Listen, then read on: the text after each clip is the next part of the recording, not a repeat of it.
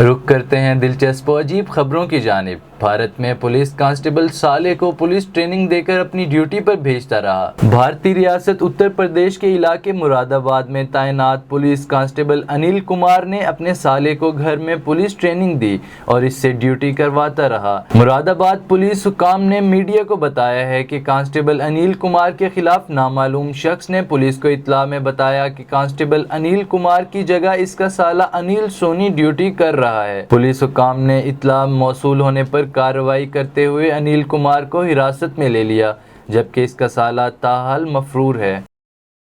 ہرن کا بچہ اپنے محسن دوست کا شکریہ ادا کرنے گھر پہنچ گیا۔ ورجینیا میں ایک کتے نے تالاب میں ڈوبتے ہوئے ہرن کے بچے کی جان بچائی اور اسے زندہ سلامت خشکی پر لے آیا۔ تاہم چند دن بعد ہرن کا بچہ اپنی جان بچانے والے کتے کا شکریہ ادا کرنے اس کے گھر پہنچ گیا۔ ویڈیو سوشل میڈیا پر وائرل۔